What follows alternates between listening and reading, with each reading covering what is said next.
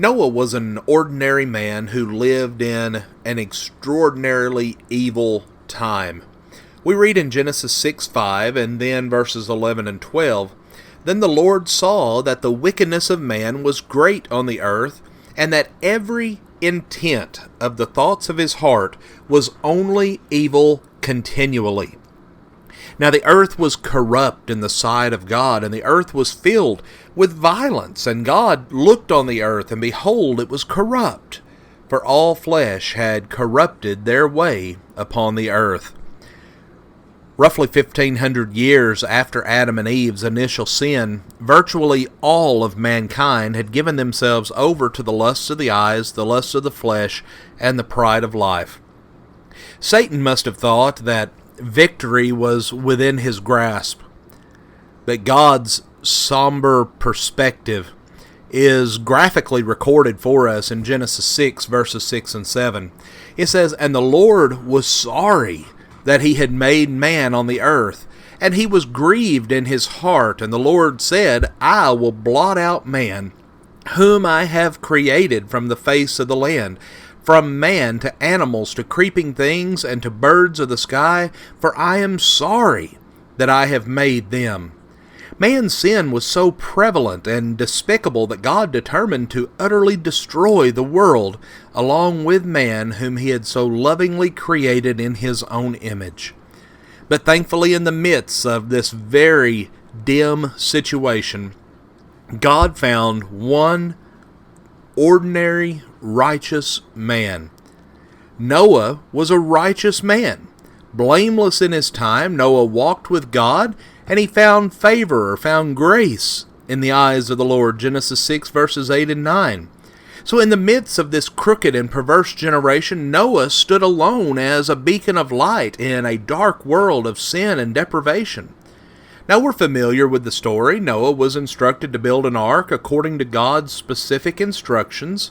Then he was instructed to take his wife, their 3 sons, and their wives, along with a pair of the animals, male and female, of those that were unclean, and were to take 7 of those who were clean into the ark along with their food. And there they would be saved from the flood of God's wrath. God then opened the fountains of the deep and the floodgates of the sky for 40 days and 40 nights, and the water covered everything that prevailed for 150 days. Genesis 7 and verse 23 says, "Thus he blotted out every living thing that was upon the face of the land, from man to animals to creeping things and to birds of the sky, and they were blotted out from the earth, and only Noah was left, together with those that were with him in the ark." Now Noah made many difficult and lonely choices. He chose to serve God when everyone else on the face of the earth was wholly given over to wickedness. Like Joshua, we can imagine him shouting, "As for me and my house, we will serve the Lord." But can you imagine the ridicule from family and friends and neighbors as he was building this ark? He must have been a laughingstock to all of those around him, building that huge boat on dry land for no apparent purpose. And he did this for almost 100 years. But during this time, he also chose to preach, to warn others about impending doom, and to try to convince them to be saved. Hebrews 11 and verse 7 says that by faith, Noah, being warned by God about things not yet seen, in reverence prepared an ark for the salvation of his household, by which he condemned the world and became an heir of the righteousness which is according to faith. So it was through obedient faith that Noah saved himself and his household. It had never rained on the earth up to this point, but Noah believed God's proclamation about the flood. He didn't just condemn the world through his preaching and ark building, he also chose to stand apart from his own family. For in Genesis 5 and verse 30 we read that Noah's father Lamech had other sons and daughters. Yet apparently none of Noah's brothers or sisters listened to his preaching, and they all perished in the flood.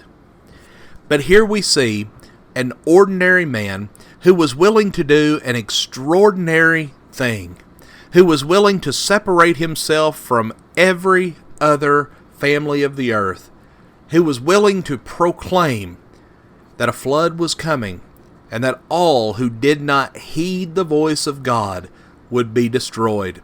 God was glorified by the faithfulness of Noah.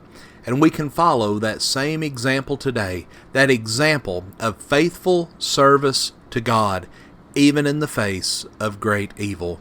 The Noble Searcher is a ministry of the Pyburn Street Church of Christ. And we thank you for joining us for our study today. If you have any questions or requests for lesson topics, please feel free to email us at Pyburn Street, that's Pyburn Street, at gmail.com.